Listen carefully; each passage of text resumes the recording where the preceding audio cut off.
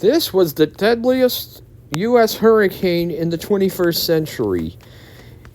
It became a Category 5 in the Gulf. It was Hurricane Katrina, and it was an epic disaster, and we're going to talk about it now. This actually started as a tropical wave that came off of the coast of Africa on August 9th and became a tropical depression on August 13th. But the tropical depression had weakened to a wave and split into two. The southern half of the wave became Jose and hit Mexico. The northern half of the wave, well, we all know what happened there. The northern half of TD10 had moved northwest into the Bahamas, and on August 23rd had become a Tropical Depression 12. There was controversy whether to call it Tropical Depression 10 or Tropical Depression 12, but they went with 12 because the initial circulation had dissipated. As the depression was meandering in the Bahamas and off the coast of Florida, it had become Tropical Storm Katrina on the 24th of August.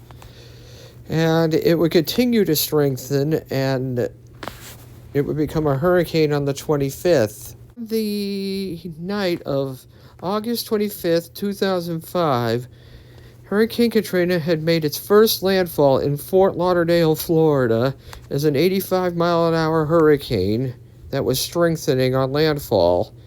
And it would cross the state and weaken to a tropical storm as it came off near Naples.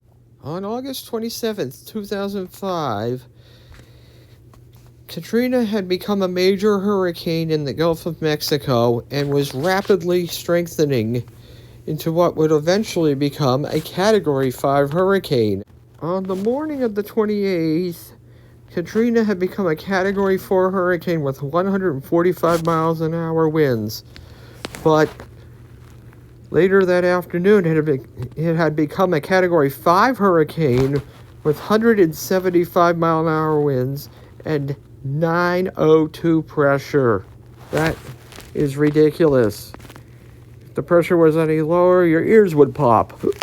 There was no two ways about it. Everyone knew this was going to be an epic disaster, and it happened to be an epic disaster. And I'll tell you all about that part in the next part. Oh, the horror that happened after the hurricane had passed through. The levee had broken in New Orleans, and the 9th Ward got flooded really bad. As in, literally about 1,500 people died in New Orleans alone because of that. And about 300 people died in Mississippi from tidal surge over there. And all in all, 1,836 people died.